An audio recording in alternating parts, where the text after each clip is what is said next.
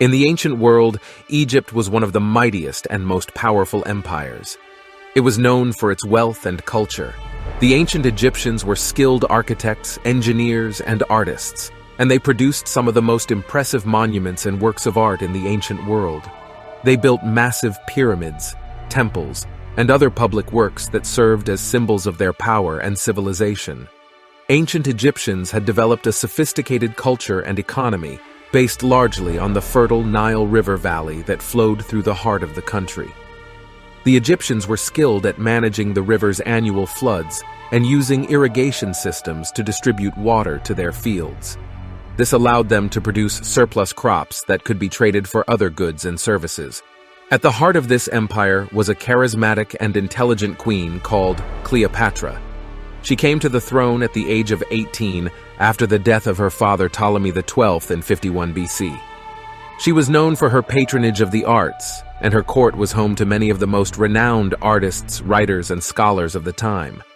Cleopatra herself was a scholar and poet, and she was fluent in multiple languages, including Greek, Egyptian, and Latin. She was to rule Egypt jointly as co-regent with her 10-year-old younger brother, Ptolemy XIII, who was also her husband, something very common in Egyptian culture. However, their relationship was fraught with tension and conflict from the very beginning. Her brother's advisors, who were mostly eunuchs, held a significant amount of power and often manipulated the boy emperor against his sister. They saw Cleopatra as a threat to their authority and began plotting against her almost immediately. However, Cleopatra was a dominant figure and desired to rule with an iron fist. Perhaps it was her own ambitions, or just the fact that her brother was too young to rule. She tried to play a major role in ruling the country. This made her clash with the nobles who constantly nagged the boy Pharaoh against Cleopatra. She realized the tense situation and understood that the joint rule could not last long. It was either going to be her or her brother. In an attempt to consolidate her power, Cleopatra began to take steps to sideline her brother. She had the support of the Egyptian people, who saw her as a capable leader and were growing increasingly disenchanted with Ptolemy's advisors. However, the support of common folk meant nothing because ultimately the influential nobles and politicians had more power. They made the pharaoh dismiss Cleopatra, forcing her into exile in Alexandria, as Ptolemy declared himself the sole ruler of Egypt. There are different theories as to why Ptolemy did not kill Cleopatra, but instead only exiled her from Egypt. One possibility is that he may have been hesitant to take such an extreme action against his own sister, especially since it could have been viewed as a violation of traditional Egyptian values. Nevertheless, it was probably not his decision anyways, but the decision of the boy Pharaoh's chief advisor Pothinus, an influential eunuch who had also served his father as an advisor. However, what he did not expect was that Cleopatra would go on to challenge the authority of the pharaoh. In the year 48 BC, Cleopatra returned to Egypt with an army, seeking to regain her rightful place on the throne. She landed with her forces at the port city of Pelusium, which was under the control of Ptolemy's forces. In a series of battles, Cleopatra's forces were able to capture the city and defeat Ptolemy's army. Ptolemy's forces, on the other hand, regrouped and were able to retake the city of Alexandria. The conflict was far from over, however, and both sides hustled to gain power. Meanwhile, in the Roman Empire, the great Julius Caesar defeated Pompey, the famous statesman of Rome, in the Battle of Pharsalus, who was then forced to flee to Egypt in an attempt to save his life. A long time ago, Pompey had lent the Egyptian kingdom large sums of money, and he felt that the pharaoh was in his debt. He appealed to the pharaoh to help him in his struggle against Julius Caesar. However, Ptolemy knew that Pompey was a defeated man, and with his own battle to fight against Cleopatra, he was not in a position to help others fight their wars. If at all, he was the one who needed help against Cleopatra.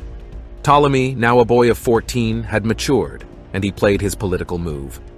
He knew Julius Caesar was headed to Egypt in pursuit of Pompey, and he thought if he could win the favor of Julius Caesar, Caesar could help him crush Cleopatra's rebellion. Therefore, he slayed the Roman statesman Pompey, and when Julius Caesar arrived in his court, he presented Pompey's head as a gift to Caesar. To the surprise of the pharaoh, Caesar was furious when he saw Pompey's head. Even though Pompey was his opponent, he was Roman nonetheless.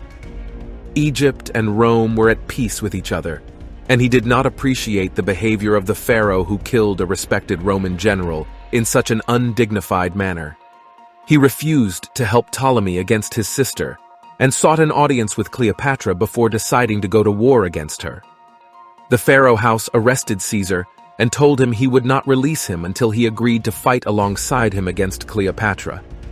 As soon as Cleopatra found out that Julius Caesar, the great Roman military general, was here in Egypt, she reportedly disguised herself as a servant and smuggled herself into Caesar's quarters to free him. She used her charisma and political savvy to win the support of Caesar. She was exactly the kind of woman who would appeal to a man like Julius Caesar. Caesar knew that peace was important in Egypt, as grain and other foods were imported to Rome from this very place.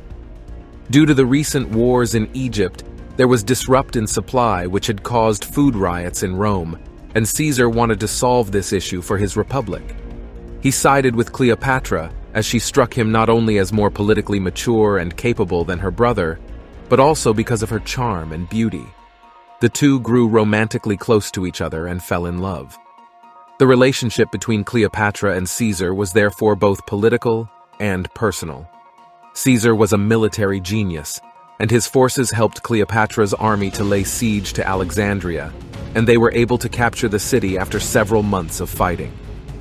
During the siege of Alexandria, Ptolemy was killed in battle, possibly drowned in the Nile River as per many reports. Cleopatra assumed full control of Egypt, and Caesar went back to Rome to address the food riots that had caused massive uprising in the city. His trusted general Mark Antony had failed to solve the problem. Caesar asserted full control, announcing himself as a dictator until there was stability in Rome. He was able to solve the issue of food shortage swiftly since there was peace in Egypt now, and grain could be imported easily without any hindrance. Although Caesar had solved the issue, but his temporary position as dictator approved by the Senate was becoming increasingly permanent, and he continued to hold the office even after the crisis had passed. This and his relationship with the foreign Egyptian Queen Cleopatra did not sit well with powerful senators in the Roman Republic. Many senators were worried that Caesar was becoming too powerful and would eventually turn Rome into a monarchy or dictatorship. They were also concerned about the way Caesar was using his power to undermine the traditional authority and privileges of the Senate and other political institutions. Therefore, Julius Caesar was assassinated by a group of senators on March 15, 44 BC. News reached Cleopatra, and she was devastated both for her personal and political loss. Cleopatra was determined to ally herself with Rome again because she understood that Rome was a dominant power in the Mediterranean world at that time, and that an alliance with Rome would be crucial for the security and prosperity of Egypt. She feared Roman invasion in her own country, and her relationship with Caesar had guaranteed that would not happen. With Caesar now gone, she turned to other means. She aligned herself with Mark Antony, one of Caesar's closest allies and general, to secure her own throne and protect Egypt from Roman interference. In 41 BC, Mark traveled to Egypt to meet with her and negotiate an alliance. Cleopatra famously arrived in a stunning display, sailing down the Nile on a barge decorated with gold and purple sails, with servants dressed as cupids fanning her. Antony was smitten, and the two began a passionate love affair that would last for the rest of their lives. Cleopatra used her influence over Antony to further her political goals. Together, they formed an alliance against Octavian, who was none other than Caesar's own adopted son. However, Antony's reputation was damaged when he divorced his Roman wife to marry Cleopatra and fathered several children with her, which made him appear to be a puppet of the foreign queen. In 31 BC, Octavian declared war on Antony and Cleopatra, and their armies met in the Battle of Actium in Greece. Cleopatra was a skilled politician and strategist, but she had little military experience. Antony led the army, but his judgment was clouded by his love for Cleopatra and his excessive drinking habit. Octavian's navy was far superior, and he outmaneuvered Antony's forces, who were weakened by sickness and desertion. In the decisive battle, Cleopatra and her fleet watched from a safe distance, while Antony's forces were decimated by Octavian's superior tactics. Seeing that all was lost, Cleopatra ordered her ships to flee, and Antony followed her lead. The battle was a crushing defeat for their alliance, and they were forced to retreat to Alexandria, Egypt. Octavian pursued them, and after a siege of several months, Antony's army began to desert him, while Cleopatra's people began to turn against her. In August of 30th BC, Antony received false reports that Cleopatra had committed suicide, and out of despair, he took his own life. When Cleopatra learned of his death, she resolved to join him in the afterlife. According to legend, Cleopatra arranged for an asp, a venomous snake, to be brought to her in a basket of figs.